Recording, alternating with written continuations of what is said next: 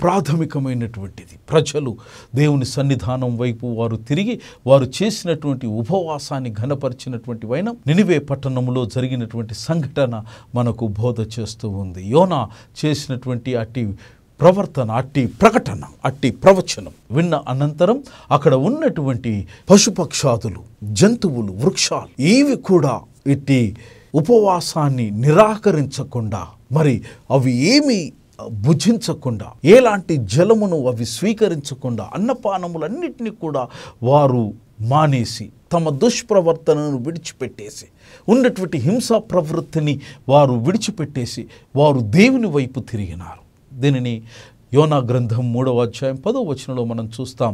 ఈ నినివే వారు తమ చెడు నడతలను మానుకొనగా వారు చేయుచున్న క్రియలను దేవుడు చూచి పశ్చాత్తప్పుడై వారికి చేయదునని తాను మాట ఇచ్చి నా కీడును చెయ్యక మానెను.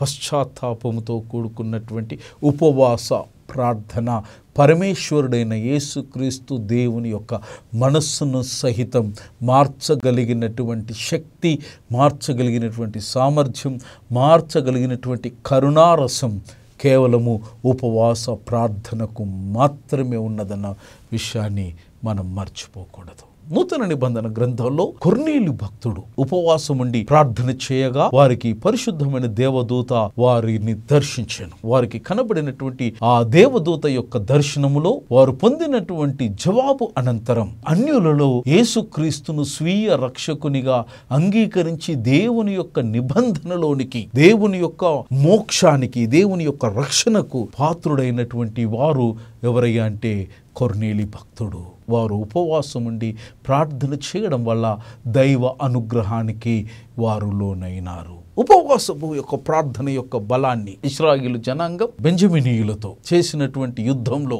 వారు పొందినటువంటి ఆ గొప్ప విజయం, మూడవసారి ఉపవాసం ఉండి వారు యుద్ధములోనికి ప్రవేశించిన వెంటనే దేవదేవుడు వారికి బహు గొప్ప విజయాన్ని వారికి అనుగ్రహించినాడు. పరిశుద్ధ గ్రంథంలో అనేక సందర్భాలలో ఉపవాసమును గురించినటువంటి ప్రస్తావనను మనం చూడగలుగుతాం. అన్న అనేటువంటి ప్రవక్తిని నూతన నిబంధన గ్రంథంలో చాలా బలమైనటువంటి ప్రవక్తిని 84 సంవత్సరములు విధవరాలై ఉండి దేవాలయమును విడవక ఉపవాస ప్రార్థనలతో రేయింబవళ్ళు సేవ చేయుచుండెను. లూకా శుభవార్త 2వ అధ్యాయం. ఆమె రక్షణకర్త అయినటువంటి రాజరాజైనటువంటి ఆ దేవునిని శిశువుగా, బాలునిగా మురిసి ముట్టుకొని చూసి తరించి తన్మయము పొందినటువంటి ఆ గొప్ప ఆధిక్యత ఆమె భక్తి జీవితమైనటువంటి ఉపవాస ప్రార్థనల యొక్క ప్రతిఫలమని చెప్పక తప్పనటువంటి సత్యం అది. ఆది క్రైస్తవ సంఘము కూడా ఉపవాస ప్రార్థనను ఏనాడు కూడా తక్కువ స్థితిలో అది ఎంచలేదు. గమనించాలి. అంతియొకలో ఉన్నటువంటి సంఘం అమితమైనటువంటి ఆసక్తితో ఉపవాసముతో పౌలును వారు మొదటి సువార్తిక ప్రారంభానికి ముందు వారు ఉపవాసముతో ఉండి ప్రార్థన చేస్తున్నారు. అపోస్తల కార్యపు గ్రంథం 13వ అధ్యాయం 1 నుంచి 3 వచనాలలో మనం చూస్తాం. ఇశ్రాయేలు జనాంగం వారు ఉపవాసము ద్వారా, ప్రార్థన ద్వారా, తమ పాపములు ఒప్పుకోవడం ద్వారా, పరిశుద్ధమైనటువంటి పంచఖండాల యొక్క పఠనము ద్వారా, దేవదేవుని వారు ఆరాధించడము ద్వారా ప్రత్యేకమైనటువంటి జనాంగముగా మిగిలినటువంటి శేషమైనటువంటి ప్రజలకు వారు ప్రత్యేకమైన జనాంగంగా జీవించగలగడానికి వారికి దోహదము జరిగినది. ఇట్టి ఉపవాసం యొక్క ప్రార్థన ప్రత్యేకత. ఉపవాస ప్రార్థన నీకు నాకు ప్రత్యేకతను సంతరింపచేస్తుంది. ఉపవాస ప్రార్థనలో ఉపవాసం ఉండడం, ప్రార్థన చేయడం, పాపాలు ఒప్పుకోవడం, పరిశుద్ధ గ్రంథము యొక్క పఠనమును గావించడం, దేవునిని ఆరాధించడం, ఈ నియమాలతో మనం ఉపవాస ప్రార్థనలో పాలి భాగస్తురాలిమిగా మారితే మనము ప్రత్యేకమైనటువంటి జనాంగముగా, దేవుడు ప్రత్యేకమైనటువంటి వ్యక్తిగా, ప్రత్యేకమైనటువంటి దేవుని యొక్క పరిశుద్ధునిగా, భక్తునిగా దేవుడు మనల్ని ప్రత్యేకమైనటువంటి ఆత్మతో వారు ముద్రిస్తారు. అయితే పరిశుద్ధ గ్రంథంలో సకర్మకమైనటువంటి సదుద్దేశంతో ప్రార్థన చేయడం ఒక వంతైతే, సదుద్దేశము లేకుండా దుర్మార్గమైనటువంటి ఉద్దేశాలతో ఉపవాసం ఉన్నటువంటి విషయాలు కూడా పరిశుద్ధ గ్రంథంలో మనం చూడగలుగుతాం. అయితే మిత్రమా, మిత్రురాలా, నీ ఉద్దేశము సదుద్దేశము కానట్టయితే ఉపవాసపు యొక్క ప్రార్థన సత్ఫలితాలను ముమ్మాటికి ఇవ్వదు. ఇది వేదము చెబుతున్న సత్యం. సదుద్దేశముతో మీరు నేను ప్రార్థన చేయాలి. దురుద్దేశముతో చేయబడినటువంటి ప్రార్థన దైవానికి ఆమోదయోగ్యమైన ప్రార్థన ముమ్మాటికి కానేరదు. ఇటు విషయాన్ని పరిశుద్ధులైనటువంటి మత్తయి వ్రాసినటువంటి శుభవార్త 6వ అధ్యాయము 16 నుంచి 18 వచనాలలో యేసుక్రీస్తు యొక్క బోధలలో మనం వింటాం. మీరు ఉపవాసము చేయనప్పుడు వేషధారుల వలె దుఃఖముకులై ఉండకుడి. తాము ఉపవాసము చేయుచున్నట్టు మనుషులకు కనబడవలెనని వారు తమ దుఃఖములను తమ ముఖములను వికారము చేసుకుందురు. వారు తమ ఫలము పొంది ఉన్నారని నిశ్చయముగా మీతో చెప్పుచున్నాను. ఉపవాసము చేయుచున్నప్పుడు మనుషులకు కనబడవలనని కాక రహస్యమందున్న నీ తండ్రికే కనబడవలనని నీవు ఉపవాసము చేయనప్పుడు నీ తల అంటుకొని నీ ముఖమును కడుగుకొనుము. అప్పుడు రహస్యమందు చూచుచున్న నీ తండ్రి నీకు ప్రతిఫలమిచ్చును. ఉపవాసము ఉండడానికి కావలసినటువంటి పరిస్థితులు, the circumstances that motivate God's people to fast are vary. ఉపవాసం ఉండడానికి దేవుడు తన స్వకీయులను, తన స్వజనులను, తన యొక్క భక్తుల్ని, తన విశ్వాసులను, తన పరిశుద్ధులను ఉపవాసము ఉంచడానికి కలిగించినటువంటి అనేకమైనటువంటి ప్రభావ పరిస్థితులు. మొదటిది పరిశుద్ధ వేదం బైబిల్ గ్రంథం అనుసారంగా మనకివ్వబడినటువంటి ధర్మశాస్త్రం. ఇటు ధర్మశాస్త్రంలో ఉపవాసము ఉండవలసినటువంటి నియమాన్ని దేవదేవుడే మరి ఆది విశ్వాసులైనటువంటి పాత నిబంధన గ్రంథంలో భక్తులకు వారు సెలవిచ్చినారు. లేవియ కాండము 16వ అధ్యాయం 29వ వచనంలో మనం చూస్తాం. ఇది మీకు నిత్యమైన కట్టడ. స్వదేశులు గాని మీ మధ్య నుండి పరదేశులు గాని మీరందరూ 7వ నెల 10వ నాడు ఏ పని అయినను చెయ్యక మిమ్మును మీరు దుఃఖపరచుకొనవలెను. The only time that God expected his people to fast, it is the day of atonement. దేవుడు తన స్వకీయమైన జనులు సంవత్సరంలో ఒక్కసారి వారు చేసినటువంటి దోషములకు శోకతప్తులై గ్రహించి, గుర్తించి, గమనించి తిరిగి అది పునరావృతం కాకుండా ఉండడానికి ఇటు దినమున ప్రాయశ్చిత్తము కొరకు, పశ్చాత్తాపం కొరకు ఉపవాసం ఉండాలని దేవుడు నియమించినటువంటి నియమావళి. అయితే యేసుక్రీస్తు అటు నియమావళి అంతటిని కూడా వారు పరిపూర్ణం గావించినారు కనుక సంవత్సరానికి ఒక్క దినము అన్నది కాకుండా పవిత్రాత్మ యొక్క ప్రేరణ అనుసారంగా మనము ఉపవాసము ఉండడం దేవుని యొక్క అభీష్టమై ఉన్నది. కారణం ఏంటనంటే దేవుడు ప్రతి ఉపవాసాన్ని గౌరవించినాడు. మిత్రమా, దేవుడు ప్రతి ఉపవాసాన్ని ఘనపరిచినాడు. దేవుడు ప్రతి ఉపవాసాన్ని క్రమపరిచినాడు. దేవుడు ప్రతి ఉపవాసాన్ని స్వీకరించినాడు. దేవుడు ప్రతి ఉపవాసానికి జవాబును అందించినాడు. అది నూతన నిబంధన గ్రంథంలో కూడా ప్రస్ఫుటంగా గోచరమవుతూ ఉంది. ఉపవాసానికి తగినటువంటి పరిస్థితులు, ప్రభావాలు. మొదటిది ధర్మశాస్త్రం. రెండవది ఏంటంటే మానవునికి కలుగు ఖేదం, మానవునికి కలిగేటువంటి కష్టం. దానివల్ల ఉపవాసాన్ని మానవుడు పాటించినటువంటి వైనాన్ని మనం చూస్తాం. In English we call it as grief. దీనిని సమూయేలు మొదటి గ్రంథం 31వ అధ్యాయం 13వ వచనంలో మనం చూస్తాం.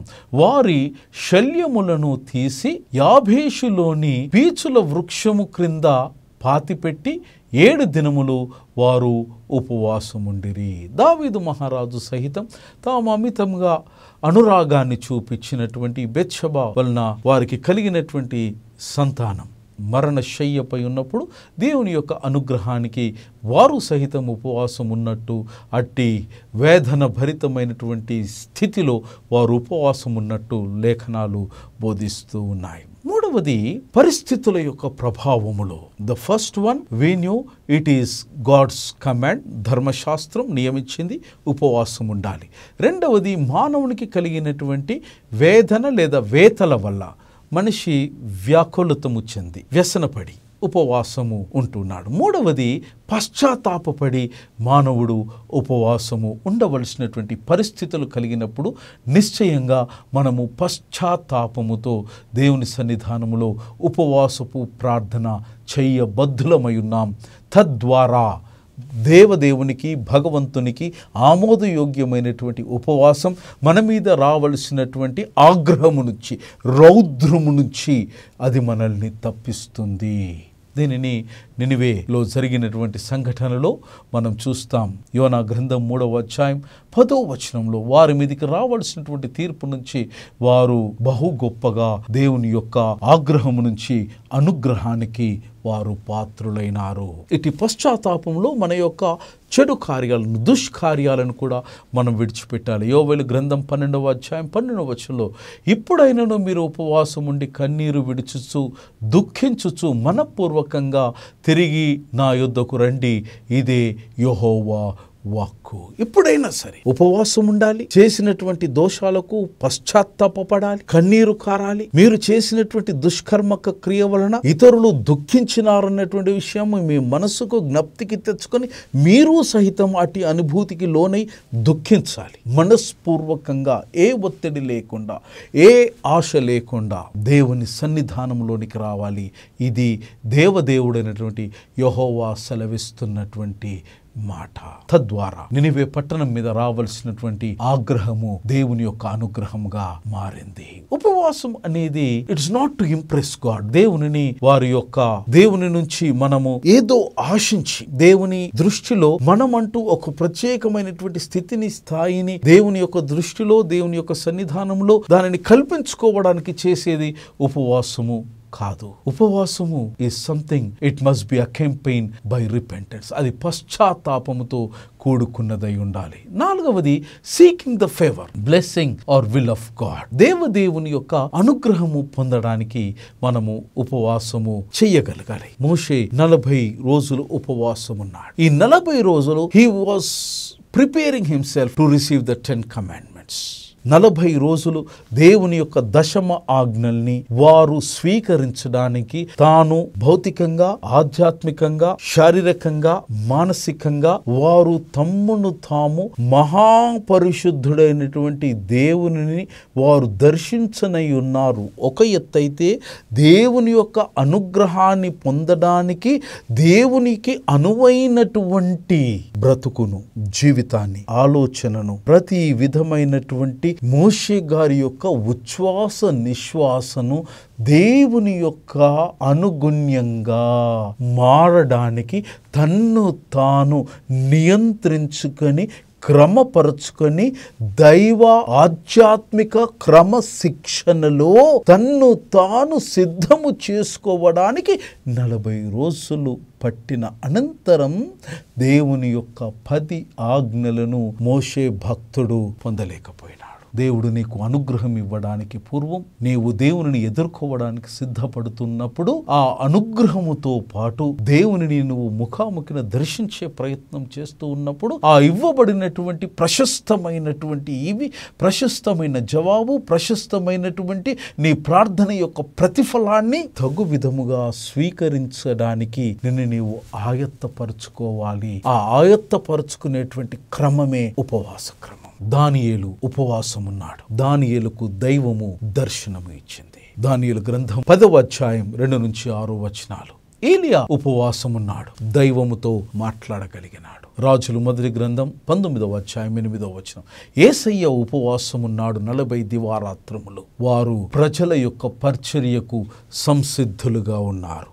రానయున్న 3.5 సంవత్సరాలు అన్ని స్థితిగతులకు తన శరీరం, తన ఆత్మ, తన ప్రాణం, తన జీవితం, తన ఆలోచన, తన నడవడిక సమస్తం క్రమపరుచుకోవడానికి 40 రోజులు కఠినమైనటువంటి దీక్షలో యేసుక్రీస్తు ప్రభుల వారు ఉన్నారు. దాని యొక్క ఫలితమే 3.5 సంవత్సరాలు అందరినీ కుళ్ళులను, కుయుక్తులను, కనికరాలను, సమస్తాన్ని వారు సమర్థవంతంగా ఎదుర్కొని ఎక్కడ కూడా ఆశకు, నిరాశకు, నిస్పృహకు, నిస్తేజానికి వారు లోను కాకుండా వారు సమస్తము ఆధ్యాత్మికమైనటువంటి క్రమశిక్షణలో, కరుణామయుడైనటువంటి క్రీస్తు యొక్క అనుగ్రహములో సమస్తమైన సౌఖ్యాన్ని త్యజించి సరళమైనటువంటి, సాఫీ అయినటువంటి సామాన్య జీవితములో స్వర్గము ప్రాప్తిస్తుంది అన్నటువంటి సువార్తిక సత్యాన్ని వారు భూమి మీద పరిచయం చేయగలిగినారు. అపోస్తులైనటువంటి దేవుని శిష్యులు వారు ఉపవాసం ఉండి ప్రార్థన చేసినారు. పవిత్రాత్మ దేవుడు వారికి వెళ్ళవలసినటువంటి మార్గాన్ని వారికి ప్రబోధాన్ని చేసింది. మనము నేడు ఉపవాసం ఉండి తీరాలి. ఎందుకు ఉపవాసం ఉండాలి? నిర్దిష్టమైనటువంటి నియమావళి లేకపోయినా ఎందుకు ఉపవాసం ఉండి తీరాలి అంటే, క్రైస్తవుని యొక్క భక్తి జీవితములో, క్రైస్తవుని యొక్క విశ్వాస జీవితములో ఉపవాసము ఉండి తన్ను తాను అనునిత్యం దేవుని యొక్క అనుగ్రహములో తర్బీయతు పొందుతూ తన యొక్క శరీరాన్ని, ఆత్మను, ప్రాణాన్ని, మనస్సును కావలసినటువంటి క్రమమైనటువంటి శిక్షణ ఇవ్వగడం భక్తి జీవితానికి ఎంతో అవసరమైనటువంటి ప్రాథమిక అభ్యాసము గనక క్రైస్తవుడు ఉపవాసము ఉండాలన్నటువంటి నిబంధనను, ఉండాలన్నటువంటి ఆమోదయోగ్యమైనటువంటి అభ్యాసము సర్వత్రా సామాన్యంగా నెలకొని ఉన్నది. యేసుక్రీస్తు ప్రభుల వారి వెంట వారు శిష్యులు ఉన్నంత కాలం ఉపవాసమును గూర్చినటువంటి తీక్షణ, దాని గూర్చినటువంటి గొప్పతనాన్ని, అవసరతను వారు సంగ్రహించలేకపోయినారు. కానీ దేవదేవుని యొక్క మాటల్లో ఇటిది స్పష్టంగా ప్రబోధపడ్డది. మార్కు సువార్త 2వ అధ్యాయం 19-20 వచనాలు. యేసు పెండ్లి కుమారుడు తమతో కూడా ఉన్న కాలమున పెండ్లి ఇంటి వారు ఉపవాసము చేయదగునా? పెండ్లి కుమారుడు తమతో కూడా ఉన్నంత కాలము ఉపవాసము చేయదగదు గాని పెండ్లి కొడుకును వారి దగ్గర నుండి తీసుకువెళ్ళే సమయం వస్తుంది, ఆ రోజులో వారు ఉపవాసం ఉంటారు. దేవుని పైన ఆధారపడి, సంపూర్ణంగా ఆధారపడి మన దైనందిక జీవితాన్ని కొనసాగింప చేసుకోవడం చాలా ప్రాముఖ్యమైనటువంటి సత్యమని జ్ఞాపకం చేస్తున్నాం. ఎంతో ప్రాముఖ్యమైనటువంటి విషయం అని అంటే, అపోస్తల కార్యము 17వ అధ్యాయం 25వ వచనం, ప్రతి ఉచ్ఛ్వాస నిశ్వాస, మన ఉనికి, మన ప్రతి విధమైనటువంటి కదలిక, మన ప్రతి విధమైనటువంటి చలన స్థితి కేవలము భగవత్ అనుగ్రహము అన్న విషయాన్ని మనము మర్చిపోకూడదు. ఇది మరచిన నాడు మనము జీవిస్తున్నప్పటికీ శల్యమైనటువంటి శరీరముతో, శల్యమైనటువంటి జీవనముతో బహుశా సమానమైతూ ఉన్నది. దేవుడే నీ ఉచ్ఛ్వాస నిశ్వాసలలో ఆయన అనుగ్రహం ఉన్నదన్న విషయాన్ని జ్ఞాపకం చేసుకుందాం. Fasting is the spiritual discipline. అది ఆధ్యాత్మికమైనటువంటి క్రమశిక్షణ.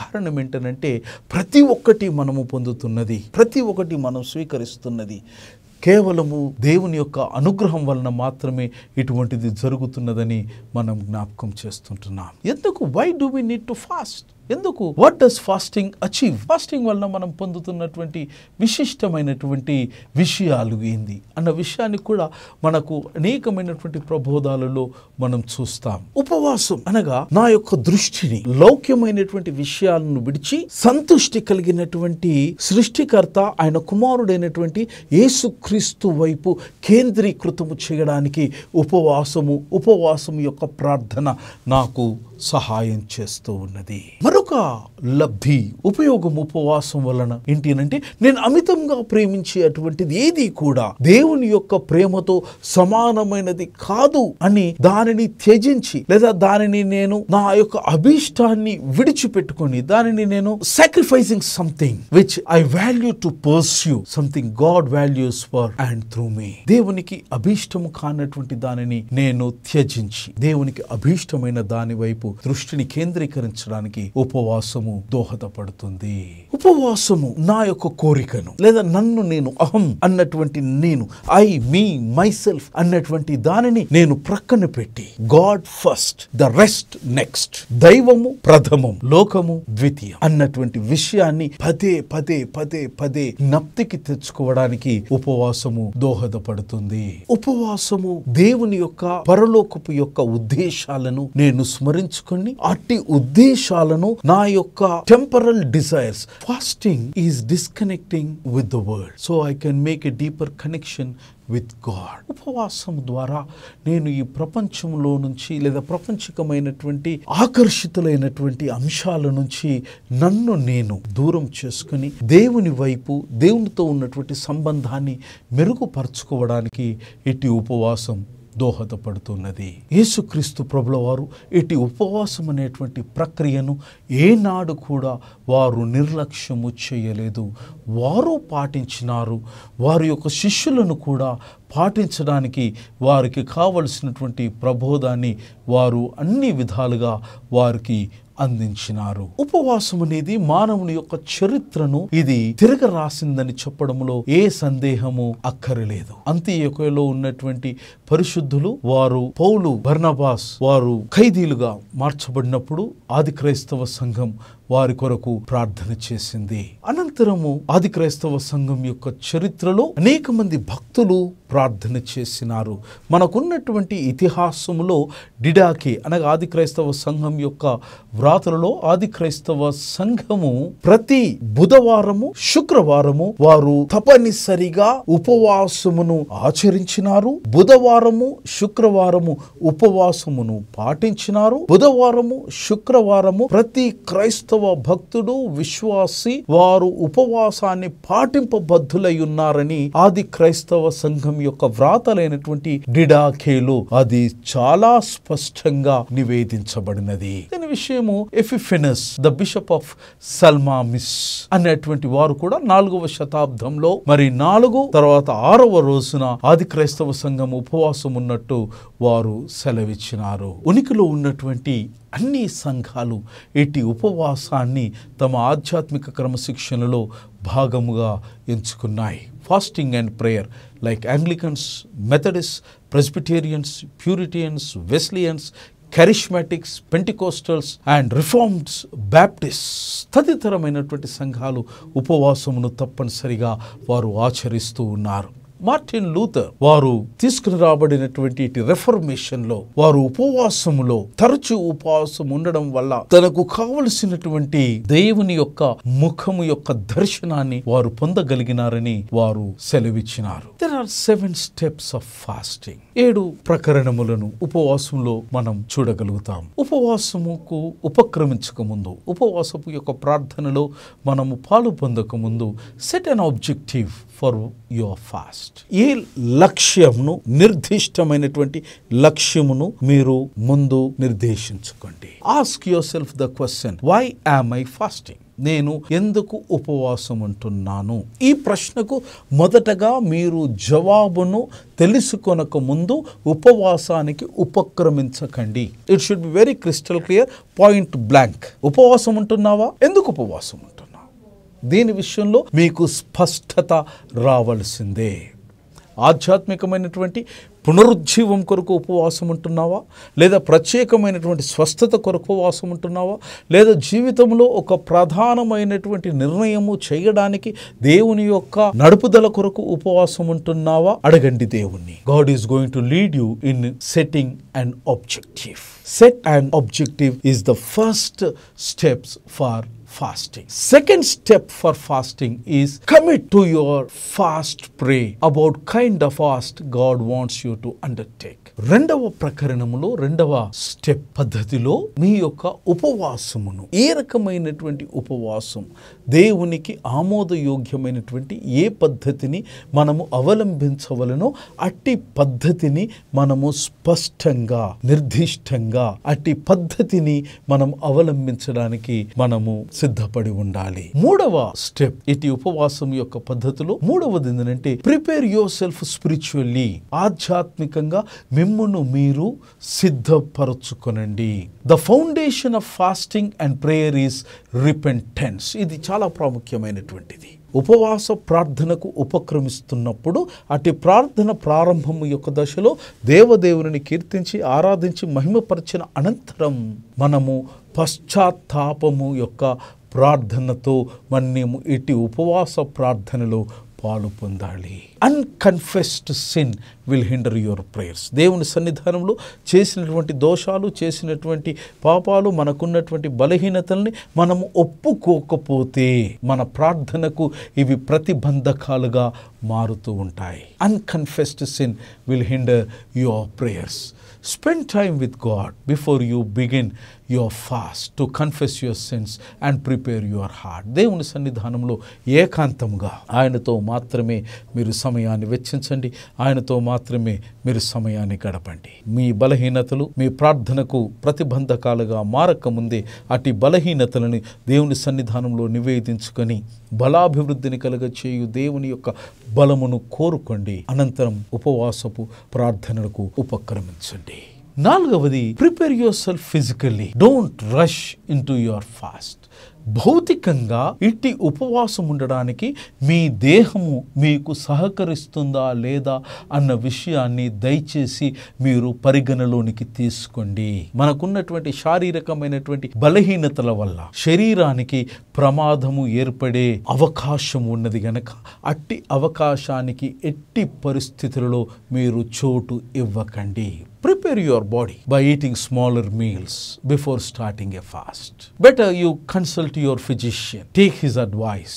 Take his medication. వారి యొక్క సలహాను తీసుకొని దేహము సహకరిస్తే ఉపవాసానికి ఉపక్రమించండి. This is a fourth step. Fifth one is put yourself on a schedule. Set aside ample time to be alone with the Lord during your fast. మీకు ఇవ్వబడినటువంటి 24 గంటల నిర్దిష్టమైనటువంటి కాల నియమావళిలో ఇటు ఉపవాస ప్రార్థనలో ఉన్నప్పుడు దేవుని కొరకు నిర్దిష్టమైనటువంటి సమయాన్ని తప్పనిసరిగా మీరు కేటాయించండి.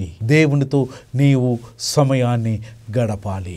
ఒకరోజు ఉపవాసం ఉన్నావా, 3 రోజులు ఉపవాసం ఉన్నావా, ఎన్ని రోజులు ఉపవాసం ఉన్నా 24 గంటల్లో దేవునికి ఇవ్వాల్సిన సమయము మీరు ఇచ్చి తీరాలి. Be attentive for God's leading. దేవుడు మిమ్మల్ని నడిపిస్తూ ఉన్నాడు. జాగరూకతతో దేవుని యొక్క స్వరం వినడానికి మిమ్మల్ని మీరు సిద్ధపరచుకోండి. మౌనంగా ఉండండి, స్థిరంగా ఉండండి. దేవుడు ఉన్నాడు, దేవుడు వింటున్నాడు, దేవుడు వింటాడు, దేవుడు జవాబు ఇస్తాడు. The more time you spend with God, the more meaningful your fast will be. ఎంత సమయాన్ని మనము దేవునితో మనం వెచ్చించగలిగితే మన యొక్క ఉపవాసం యొక్క ప్రార్థనకు అంత పరమార్థం, అంత అర్థం చేకూరగలుగుతుంది. 6వ గొప్ప విషయం, బ్రేక్ యువర్ ఫాస్ట్ గ్రాడ్యువల్లీ. ఉపవాసం ఉన్నప్పుడు దయచేసి మీరు ఉపవాసాన్ని విరమించేటప్పుడు ఒకేసారి ఘనమైనటువంటి చాలా గొప్ప ఆహారాన్ని తీసుకునడానికి బదులుగా క్రమేపీ మీరు ఉపవాసాన్ని విడిచిపెట్టడానికి ప్రయత్నం చేయండి. 7వది, expect results from your fast pray that God will give you fresh spiritual insights during prayer. మీ యొక్క ఉపవాసానికి తగిన ప్రతిఫలం స్వీకరించవలసిన సమయం మీ ముందుకు వచ్చిందని విశ్వసించండి. అడగండి, ఇవ్వబడును. వెదకండి, దొరుకుతుంది. తట్టండి, తీయబడును. అడుగు ప్రతివానికి నిశ్చయంగా ఇవ్వబడునని చెప్పినటువంటి దేవుని వాగ్దానాన్ని అట్టి పట్టుకోండి. మీ ఉపవాసం అనంతరం అట్టి ప్రార్థన ప్రతిఫలం మీ యొక్క ద్వారము యొద్ద నిలుచుంటుంది. దానిని ఆహ్వానించడానికి మిమ్మును మీరు సిద్ధపరచుకోనండి. The 7 steps of fasting. 1 is set an objective. దేని కొరకు ఉపవాసం ఉంటున్నాం. 2వది, commit your fast prayer about the kind of fast that God wants you to undertake. దేవుడు ఏ విధమైనటువంటి ఉపవాసం నీ నుంచి కోరుకుంటున్నాడో ఆ రకమైనటువంటి ఉపవాసానికి మాత్రమే ఉద్యుక్తులు కండి. This is second point. 3వది ఏంటంటే, prepare yourself spiritually. The foundation of fasting and repentance. ఆ ప్రేయర్ ఈజ్ రిపెంటెన్స్. ఉపవాసము మరియు ప్రార్థనకు పశ్చాత్తాపం అనేది పునాది లాంటిదని ఆధ్యాత్మికంగా మిమ్మల్ని మీరు సిద్ధపరచుకోండి. 4వది, ప్రిపేర్ యువర్ సెల్ఫ్ ఫిజికల్లీ. భౌతికంగా మన దేహము ఉపవాసానికి సహకరిస్తుందా లేదా అన్న విషయాన్ని నిర్ధారించుకోండి. 5వది, put yourself and schedule. How much time are you going to spend with God? 24 గంటలలో ఎన్ని నిమిషాలు దేవుని కొరకు కేటాయించగలుగుతారో నిర్దేశించుకోండి. దైవ స్వరాన్ని వినండి, దైవ నడిపింపుకు చెవి యొగ్గండి. 6వది, బ్రేక్ యువర్ ఫాస్ట్ గ్రాడ్యువల్లీ. క్రమముగా ఉపవాస దీక్ష నుంచి మీరు విరమింప చేసుకోనండి. 7వది, దేవుని యొక్క జవాబు, మీ ప్రతిఫలం మీ ద్వారం యొద్ద నిలుచుంటుంది. దానిని స్వీకరించడానికి మిమ్మల్ని మీరు సిద్ధపరచుకొని దైవమునందు అచంచలమైన విశ్వాసంతో, దైవముందు అచంచలమైన భక్తి ప్రపత్తులతో అట్టి ప్రతిఫలాన్ని స్వీకరించడానికి ఉద్యుక్తులుగా మారండి.